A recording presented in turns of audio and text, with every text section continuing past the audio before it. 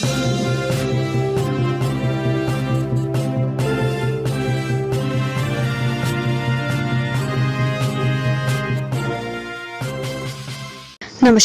आज हम लेकर आए हैं उत्तराखंड की ताजा खबरें। मौसम समाचार। प्रदेश में बारिश और बर्फबारी का अंदेशा, येलो अलर्ट जारी। उत्तराखंड में मौसम का मिजाज पल पल बदल रहा है। मौसम विज्ञान केंद्र देहरादून के पूर्वानुमान के तहत रविवार को पहाड़ी क्षेत्रों में कुछ इलाकों में गरज और चमक के साथ हल्की बारिश और बर्फबारी हो सकती है। ऐसे में मौसम विभाग की ओर से येलो अलर्ट जारी किया गया है। मौसम विज्ञान केंद्र देहरादून के पूर्वानुमान के तहत आज प्रदेश के देहरादून, टिहरी, पौड़ी, अल्मोड़ा, नैनीताल, पिथौरागढ़ और चंपावत जनपदों में गरज और चमक के साथ हल्की बारिश और बर्फबारी हो सकती है। वहीं बात देहरादून समेत प्रदेश के अन्य पहाड़ी और मैदानी इलाकों की करे तो सभी जनपदों में आज आंशिक रूप से बादल छाए रहने के साथ ही मौसम शुष्क बना रहेगा। तापमान की बात करें तो आज अधिकतम तापमान 33 डिग्री सेल्सियस और न्यूनतम तापमान 23 डिग्री सेल्सियस के करीब रहेगा। अब बात करते हैं डीजल पेट्रोल के दामों की। जाने क्या है उत्तराखंड में पेट्रोल और डीजल की कीमतें।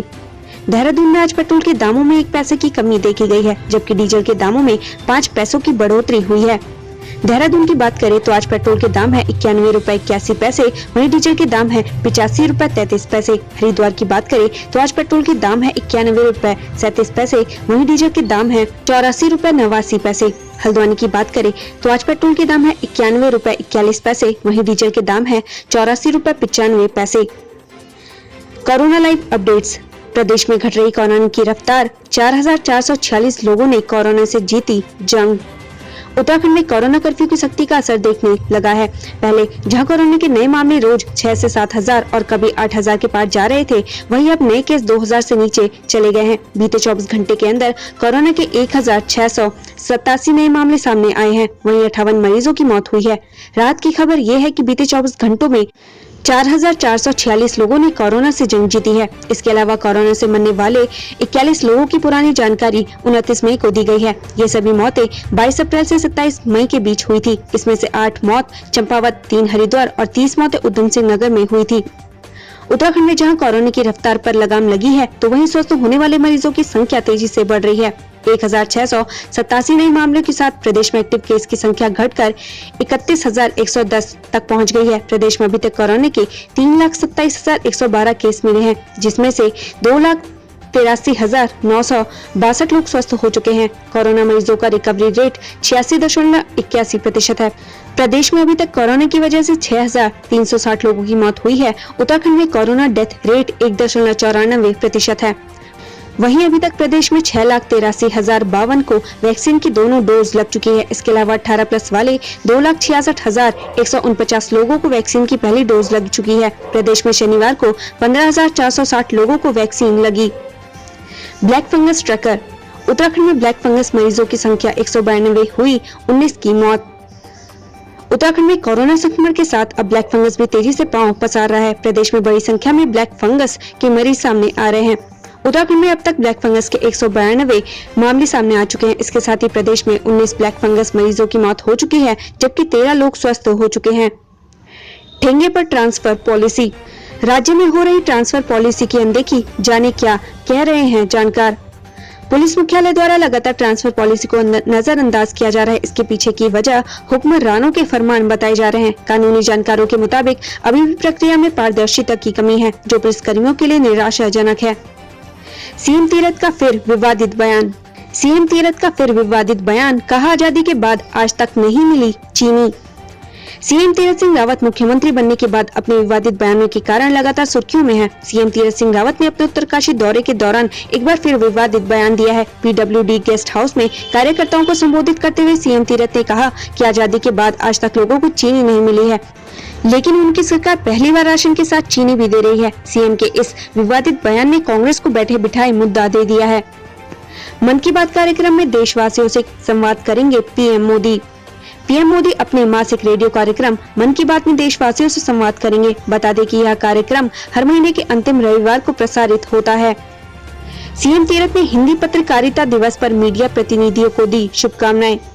सीएम तीरथ सिंह रावत ने हिंदी पत्रकारिता दिवस पर सभी मीडिया प्रतिनिधियों को शुभकामनाएं दी। अभी और बढ़ेगा कोरोना कर्फ्यू या मिलेगी छूट, जाने क्या है सरकार का मूड। कोरोना कर्फ्यू लगने के बाद उत्तराखंड में संक्रमण की रफ्तार कम हुई है। हालांकि मौत के आंकड़ों में कोई खास गिरावट नहीं देखी गई। कोरोना कर्फ्यू की वजह से व्यापारियों को भी काफी नुकसान उठाना पड़ रहा है। कोरोना कर्फ्यू को लेकर सरकार भी विचार कर रही है, लेकिन सरकार की तरफ से जो संकेत मिले हैं उसे देखकर तो यही लगता है कि राज्य में 1 जून के बाद फिर से सरकार कोरोना कर्फ्यू बढ़ा सकती है। वैज्ञानिकों की टीम ने किया ऋषिगंगा क्षेत्र में ग्लेशियर्स का हवाई निरीक्षण।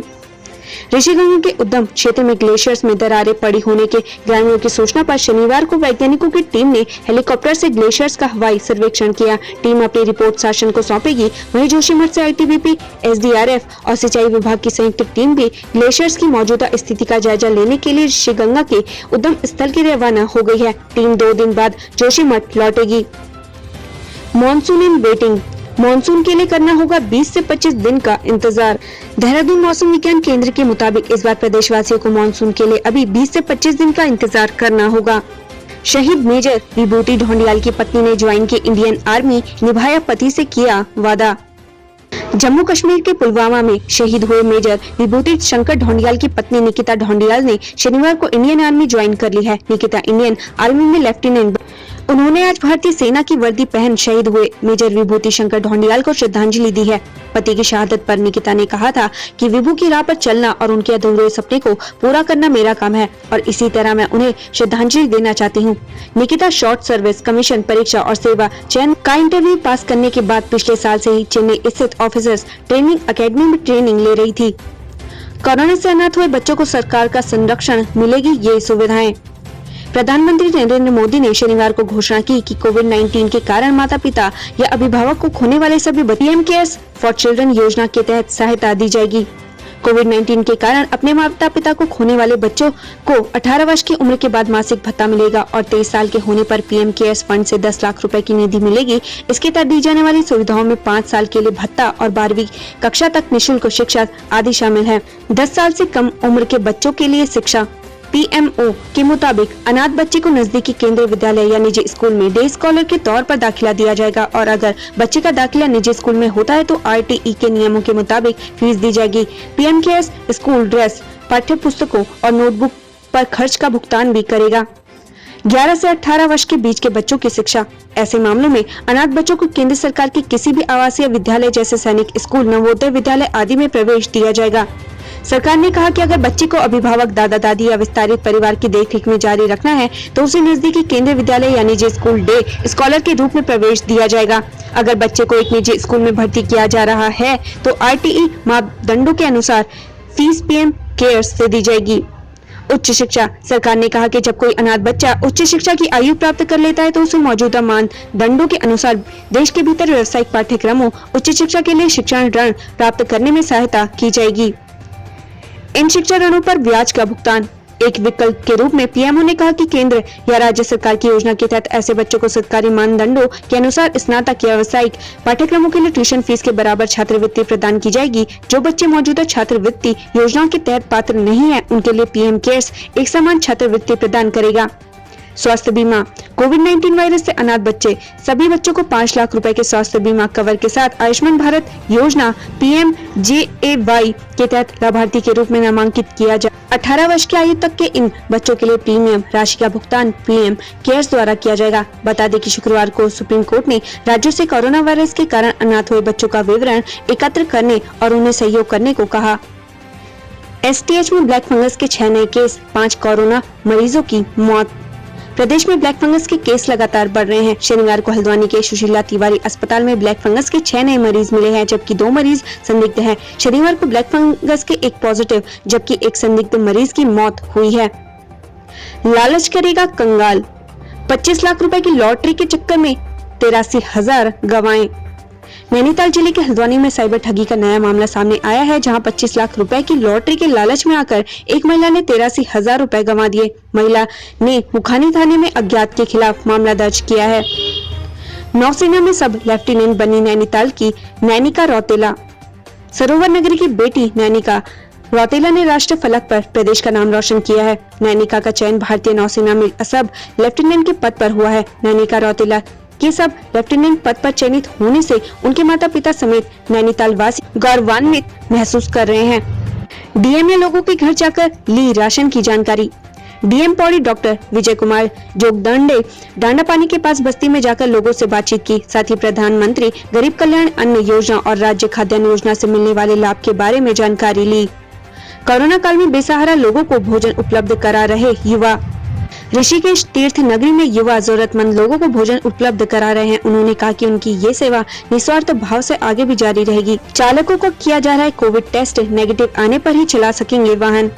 जिले में कोरोना के मामले लगातार सामने आ रहे हैं, वहीं अब वाहन चालकों का भी कोरोना टेस्ट कराने के लिए अभियान चलाया जा रहा है। गर्भवती महिलाओं को नहीं मिल पा रहा उपचार, वाहन में दिया नवजात को जन्म। मसूरी के उपजिला चिकित्सालय में गायनेकोलॉजिस्ट की कमी के कारण इन दिनों गर्भवती महिलाओं की मुश्किलें बढ़ा दी है। लोग लगातार यहां स्वास्थ्य सुविधाओं की मांग करते आए हैं। ब्लैक फंगस को लेकर एम्स ने जारी की एडवाइजरी, 40 से 60 की उम्र के लोगों को सावधान रहने की सलाह। एम्स ऋषिकेश ने ब्लैक फंगस म्यूकोमाइकोसिस को लेकर एडवाइजरी जारी की है, जिसमें 40 से 60 साल की उम्र के कोविड मरीजों को महामारी के प्रति ज्यादा सावधान रहने की जरूरत है। डायबिटीज से ग्रसित इस उम्र के कोविड पेशेंट में फंगल फैलने का सबसे अधिक खतरा है। इस बाबत कोविड मरीजों को दैनिक तौर पर शुगर लेवल की नियमित जाँच करते रहने की भी सलाह दी गई है। एक विवाह ऐसा भी, प्रेमी जोड़े ने थाने में की शादी, पुलिस कर्मियों ने उठाया खर्च। चंपावत जिले में शनिवार को एक ऐसी शादी हुई जिसके गवाह पुलिसकर्मी बने। थाने में ही वर वधू ने एक दूसरे के गले में माला डालकर शादी की। पुलिस ने शादी का खर्चा उठाया। मायके के लिए निकली विवाहिता 1 सप्ताह से लापता, एफआईआर दर्ज। रुद्रप्रयाग के त्यूंखर गांव में 1 सप्ताह पहले अपने मायके के लिए निकली एक विवाहिता लापता है। मामले में ससुराल वालों ने जखोली पुलिस चौकी में उसकी गुमशुदगी की रिपोर्ट दर्ज कराई है। साइबर क्राइम सेल की मुस्तैदी से युवक के 5 लाख रुपए बचे, ठगों से 90,000 वापस भी मिले। हरिद्वार साइबर क्राइम सेल की मुस्तैदी के कारण एक युवक न सिर्फ 2 बार ठगी का शिकार होने से बच गया, बल्कि पहले गंवाए 90,000 रुपए भी उसे वापस मिल गए। मसूरी में कोरोना के 15 नए संक्रमित, 20 हुए स्वस्थ। शनिवार को मसूरी में 15 नए कोरोना संक्रमित मरीज पाए गए हैं। वहीं वैक्सीनेशन का आंकड़ा काफी कम रहा।